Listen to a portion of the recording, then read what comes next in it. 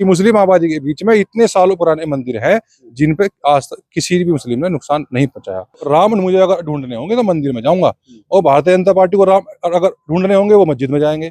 जितना हिंदू रोएगा, जितना हिंदू मरेगा, उतना ही भाजपा का वोट बैंक बढ़ेगा। वो तो ये ढूंढ रहे हैं, ये रास्ता ढूंढ रहे हैं कि किस तरह मुसलमानों को गाली दें और उन लोगों को दबा के रखें। सबसे पहला सवाल तो उस व्यक्ति पे है जो हिंदू बेच गया, तो फिर दूसरे पे सवाल क्यों उठा रहे हो? पहले सवाल अपने पे उठाओ ना। नमस्कार, स्वागत है आप सभी का हिंदुस्तान 24 पर और मैं आप सबके साथ विपिन चौधरी। देश में एक के बाद एक मंदिर मिल रहे हैं और इन मंदिरों के मिलने के बाद हिंदुओं में कितनी खुशी है, किस प्रकार का माहौल है। आज पूरे प्रकरण पर बातचीत करने के लिए हमारे साथ मनीष त्यागी जी मौजूद हैं। मनीष जी, बहुत बहुत स्वागत है आपका हिंदुस्तान 24 पर। बहुत बहुत धन्यवाद विपिन जी आपका। एक के बाद एक मंदिर मिल रहे हैं। पहले संभल में 40 साल के बाद मंदिर मिला और अब काशी में बहुत पुराना शिव मंदिर मिला है, तो कितनी खुशी है। नहीं, खुशी की तो बात ये है, खुशी तो तब ज्यादा मिलती हिंदुओं को अगर ये सरकार सभी विभागों में वैकेंसी ढूंढती और जगह जगह रोजगार निकलता। मंदिर रही बात मंदिर निकलने की, मंदिर तो वहीं थे, मिला कहाँ से है? मंदिर तो खोया नहीं था। 1978 में वहीं का एक निवासी जिसने वहां ताला लगाया हुआ है संभल के मंदिर में, वो ब्राह्मण परिवार से है, वो स्वयं बता रहा है कि मेरे भतीजे ने इसमें ताला लगाया था। और ताला लगाने का कारण भी ये था कि क्योंकि यहाँ पर कोई हिंदू आबादी नहीं बची थी और यहाँ कोई पूजा करने के लिए नहीं आता था, तो इसमें ताला लगा दिया गया। लेकिन इसमें एक बहुत ही अच्छा पॉइंट ये है कि मुस्लिम आबादी के बीच में जो मंदिर था, उस मंदिर को मुस्लिम आबादी ने कोई नुकसान नहीं पहुंचाया। ये मीडिया दो तरह से दिखाना चाहती है। अगर वो देश में सौहार्द प्रेम भाव बनाना चाहती तो इस खबर को इस तरह भी वो दिखा सकती थी कि मुस्लिम आबादी के बीच में 1978 से एक मंदिर बंद पड़ा हुआ है और उस पर आज तक किसी मुस्लिम ने कोई नुकसान नहीं पहुंचाया। लेकिन वहां की मीडिया जो वहां गई थी वो वहां के नागरिकों से ये कहलवाना चाह रही थी कि ये मंदिर मुस्लिम बंद करवाया, जबकि ऐसा नहीं था। वहीं के लोगों ने इस बात का खंडन किया कि इसका ताला हमने ही लगाया था। 40 साल बाद ताला खुला और मतलब इस तरीके की भी बातें निकलकर सामने आई कि वहां पर संभल में एक तरह से उस मंदिर पर कब्जा था। नहीं, कब्जा किसका था? कब्जा किसी का भी नहीं था। कब्जा वहां के जिसने ताला लगाया उस पे ही चाबी थी। उस बार ये बात तो उसने स्वीकार की है। भाई देखो, आप लोग आप मीडिया टीवी में क्या दिखा रही है, लेकिन जो वहां का आम नागरिक है वो और जिसने ताला लगाया वो स्वीकार कर रहा है इस बात को कि इस पे ताला हम लगाया था, तो कब्जा किसी का था ही नहीं। और 1978 से वो बंद है। अगर मुस्लिम के दिमाग में हिंदू धर्म के प्रति या उनके मंदिरों के प्रति घृणा होती तो वो तोड़ देते या कुछ नुकसान पहुंचाते। और जो जितना भी उसका क्षेत्रफल था, उनसे पत्रकार ने पूछा था कितना इसमें वो क्षेत्रफल, जितना भी क्षेत्रफल था, जितना भी एरिया था, वो जू का तू है, किसी ने कब्जाया नहीं है। मंदिर से अलग भी जो उनका बरामदा था वो भी जू का तू है। तो ऐसा नहीं है, लेकिन मीडिया ये चाहती है कि देश में इस तरह का माहौल बना रहे जिससे हिंदू मुस्लिम की बहस छिड़ी रहे। एक कुआं वहां पर खोदा गया और ये भी बात सामने निकल कर आ रही है, ये कहा जा रहा है कि धीरे धीरे उस मंदिर पर कब्जा हो जाता।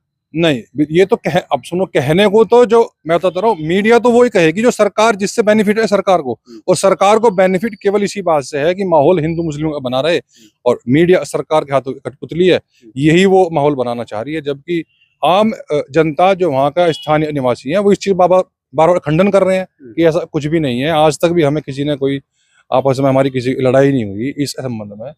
और रही बात ताला लगने की, बनारस में भी एक मंदिर मिला है अब, जिसे दिखाया जा रहा है टीवी पे, वो भी मुस्लिम आबादी के बीच में है और वो एक मुस्लिम के मालिकाना हक है उस मुस्लिम का। जिस हिंदू ने अपनी जगह में वो मंदिर बनाया था, क्योंकि उन्होंने वहां से पलायन कर दिया, वो हिंदू उस मुस्लिम को वो जगह बेच गए थे, उसकी रजिस्ट्री है उसके पास।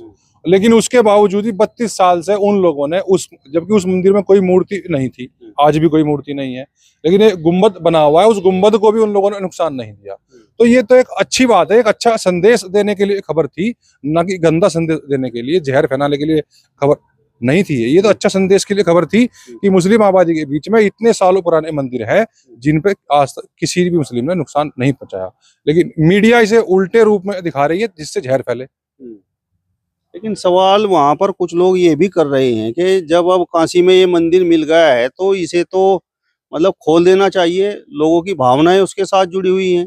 नहीं, खुलवाने को तो किसी ने मना किया ही नहीं है। अगर किसी मुस्लिम के पास उसकी रजिस्ट्री है और मुस्लिम ने खरीदा है तो उसके पैसे दे दो उसे और वो मंदिर खोल दो, इसमें क्या दिक्कत है। उस मुस्लिम ने भी कहा है मुझे कोई दिक्कत नहीं है, मेरे पे इसका मालिकाना हक है, मेरे पे इसके कागज हैं, आप मेरे से इसका मालिकाना हक ले लो, मंदिर खोल लो और मुस्लिम आबादी के बीच में रोज आप इसमें आरती करो, हमें कोई दिक्कत नहीं है। जो मंदिर मिला है काशी में तो वहां पर जो मूर्तियां थी वो मूर्तियां मुस्लिमों के द्वारा गायब कर दी गई कहीं पर, इस तरीके के आरोप भी हैं।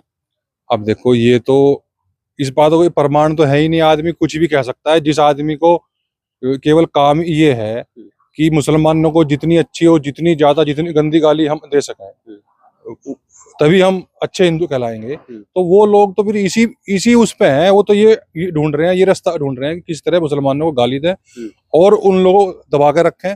देखो मैं बिल्कुल भी इस बात का समर्थन नहीं करता। अगर हम ताकतवर हैं तो हम किसी कमजोर को अगर दबा के रखें तो हम अपना कमजोरी का परिचय दे रहे हैं, क्योंकि हम उनसे डर रहे हैं, इसलिए हम उनको डरा कर रखना चाहते हैं। अगर हम किसी से नहीं डर रहे, किसी को डरा कर नहीं चाहते, तो वो लोग अपनी जिंदगी जिए, हम लोग अपनी जिंदगी जिए। वो भी हमारे किसी काम में दखल नहीं दे रहे।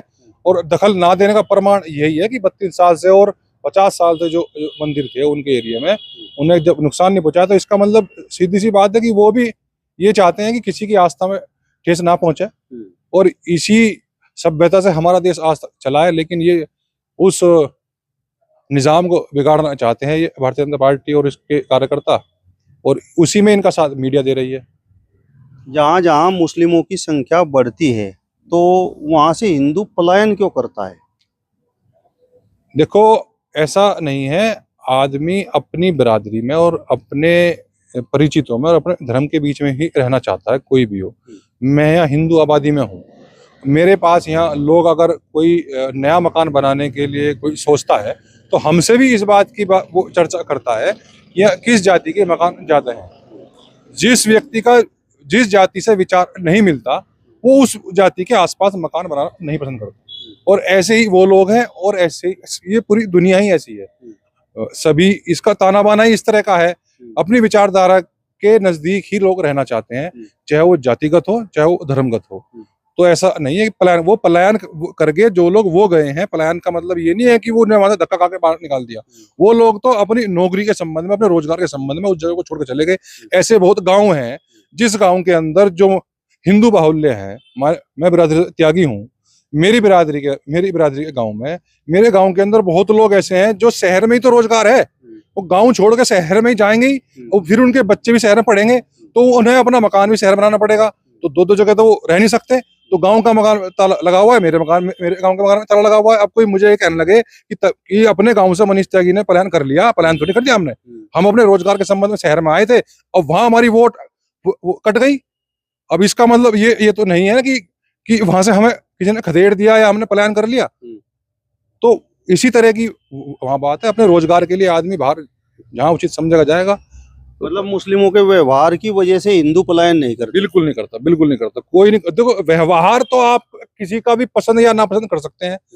मैं त्यागी हूँ, क्या पता आपको मेरा व्यवहार ना पसंद आए, आपके दिमाग में पता नहीं त्यागी बिरादरी की क्या एक धारणा है और मेरे दिमाग में पता नहीं गुजरों की क्या एक धारणा है।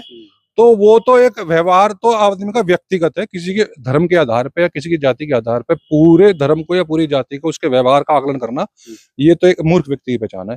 आदमी से आदमी का व्यवहार तो पता लग सकता है, लेकिन एक आदमी से पूरी जाति का या पूरे धर्म का व्यवहार का पता मैं तो नहीं मानता ये कोई सही आकलन करने का तरीका है। मनीष जी, मेरा सवाल आपसे ये है कि जिस जगह से मतलब किसी धर्म की आस्था जुड़ी हुई हो, करोड़ों लोगों की आस्था जुड़ी हुई हो, तो क्या उस जगह को खरीद लेना चाहिए? जिस तरीके से आप भी कह रहे हैं कि उस पर मालिकाना हक मुस्लिमों का है। ये सवाल तो उस पर भी बनता है कि क्या उसको बेच देना चाहिए? जिस धर्म का था उसने बेची क्यों? खरीदने वाला फिर फिर क्यों इंतजार करे इस बात का कि तुम बेच रहे हो और मैं ना खरीद दूं?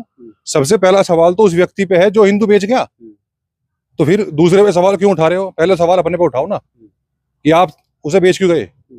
खरीदने वाला तैयार था और क्या नाम, उसे आपने बेच दी। तो बेचने वाले की पहली गलती, खरीदने वाले की तुम्हें गलती नहीं मानता, उसकी जरूरत आपके नहीं होगी। हिसाब से ये जिस तरीके से मंदिर मिल रहे हैं और इन्हें हाईलाइट किया जा रहा है, तो वो तो राजनीति आपके हिसाब से सही नहीं? और राजनीति है, सही गलत नहीं मैं इसे कहने का, लेकिन ये राजनीति है।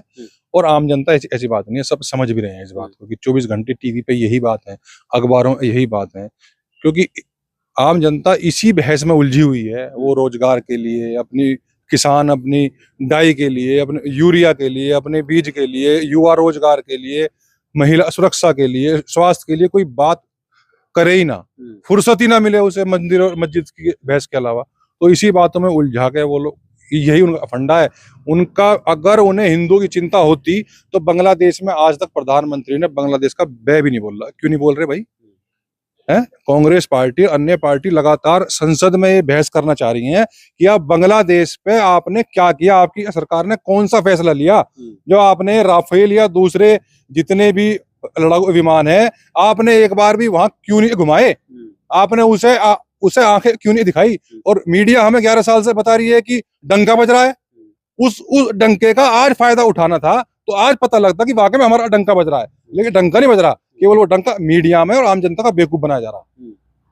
तो राजनीति इसके पीछे कौन कर रहा है जिस तरीके से हिंदू मंदिर मिल रहे हैं? भारतीय जनता पार्टी, उसके अलावा और कौन करेगा? ये तो सबको मालूम है। इनके पास अपना काम बताने के लिए 10 साल प्रधानमंत्री रहे, इन्होंने आज तक अपना काम नहीं बताया। ये हिंदू मुस्लिम पे राजनीति कर रहे हैं। अभी कल परसों योगी आदित्यनाथ का बयान था, एक मुख्यमंत्री जो एक पूरे सूबे का मुख्यमंत्री हो, आप हिंदू के मुख्यमंत्री नहीं हो, ना ही आप एक किसी जाति के मुख्यमंत्री हो, आप पूरे सूबे के मुख्यमंत्री हो। और वहां आप विधानसभा में खड़े होकर आप ये कह रहे हो अल्लाह अकबर और जय श्री राम में अंतर बता रहे हो आम जनता को। तो एक टुच्ची मानसिकता का व्यक्ति हमारा मुख्यमंत्री बन गया। और ये दुख की बात है कि ऐसी मानसिकता के लोग राजा की गद्दी पे बैठ रहे हैं। तो ऐसे लोग कभी भी प्रजा का न्याय नहीं कर सकते। मतलब हिंदू मुस्लिम से फायदा केवल भाजपा को है? बिल्कुल भाजपा को है। हिंदू जितना पिटेगा, जितना पीड़ित होगा और जितना पीड़ित दिखाया जाएगा टीवी पे, उसका अगर बांग्लादेश में ये सरकार चाहती, इसमें दम होता, तो अब तक वहाँ जो हिंदू वहाँ सताए जा रहे हैं, अब तक तो वो दंगा खत्म हो चुका था। लेकिन ये नहीं चाहते ना उसे समाप्त करना। ये चाहते हैं कि वहां का हिंदू रोता रहे। जितना हिंदू रोएगा, जितना हिंदू मरेगा, उतना ही भाजपा का वोट बैंक बढ़ेगा। मीडिया के द्वारा उतना ही ये जहर फैलाने में कामयाब होंगे। अब इस वीडियो को जारी होने के बाद कुछ लोग आप पर भी सवाल करेंगे कि आपने तिलक लगा रखा है और जिस तरीके से मंदिर मिल रहे हैं, तो खुश होने की बजाय आप उल्टे सवाल सरकार पर कर रहे हैं। मैंने इसके लिए दुख जाहिर तो किया ही नहीं है, लेकिन किसी भी काम के पीछे एक मेन चीज होती है, मनसा क्या है, सामने वाले की इंटेंशन क्या है। मर्डर दो तरीके से होते हैं और कोर्ट भी इस तरह से सजा सुनाती है इंटेंशन के तौर पे। एक व्यक्ति है जानबूझ के मारा गया है, एक व्यक्ति है अनजाने में उसकी मौत हो गई। तो ये काम जो है जानबूझ के किया जा रहा है, अनजाने में कुछ नहीं हो रहा। सोची समझी साजिश के साथ सारा काम इंटेंशन का ही है। पूरी जिंदगी में, चाहे राजनीति हो चाहे सामाजिक जीवन हो, इनकी जो इच्छा है, इनकी जो मानसिकता है, यही है कि देश पूरा हिंदू मुस्लिम में उलझा रहा है। मुझे मंदिरों से कोई क्यों दिक्कत होगी जब मैं स्वयं हिंदू हूँ, और मुझे मस्जिद से भी कोई दिक्कत नहीं है। मैं तो राम मुझे अगर ढूंढने होंगे तो मंदिर में जाऊंगा, और भारतीय जनता पार्टी को राम अगर ढूंढने होंगे वो मस्जिद में जाएंगे। तो इस मानसिकता से आप लोग समझ सकते हैं ना कि उनकी मानसिकता में चल क्या रहा है। एक ऐसी सरकार हिंदुओं को मिली है जो हिंदुओं की बात कर रही है, और धड़ाधड़ इस सरकार में मंदिर भी मिल रहे हैं और उन पर दोबारा फिर से हिंदू काबिज हो रहे हैं। मुझे ऐसी सरकार नहीं चाहिए। मुझे तो सरकार वो चाहिए जो हिंदुस्तान की बात करे, जो राष्ट्र की बात करे, जो राष्ट्र के युवाओं की बात करे, पीड़ित महिलाओं की बात करे, उनके रोजगार की बात करे। मेरा धर्म बचाने के लिए मैं इतना सक्षम हूँ कि अपने धर्म की रक्षा अपना कर सकता हूँ, और किसी सरकार ने किसी धर्म की रक्षा कभी की नहीं। पाकिस्तान आज जो भीख मांग रहा है वो इसीलिए मांग रहा है कि उसकी सरकार ने, उनके नेताओं ने उनके लोगों के धर्म का पाठ पढ़ाया। वो अगर राष्ट्रता का पाठ पढ़ाते तो वो पाकिस्तान पिछड़ता ना, हमारे साथ ही आजाद हुआ था वो। लेकिन भीख मांग रहा है, और ये प्रधानमंत्री मुख्यमंत्री हमारे देश को उसी कंडीशन में लगा खड़ा कर देंगे। लोगों को अफीम चटा रखी है इन्होंने धर्म की, उसी कंडीशन में लगा खड़ा कर देंगे, पाकिस्तान वाली कंडीशन में। चलिए, तो मनीष त्यागी जी को आपने सुना। फिलहाल इस वीडियो में बस इतना ही। अगली वीडियो में फिर आपसे मुलाकात होगी, तब तक बने रहिए हिंदुस्तान 24 के साथ। नमस्कार।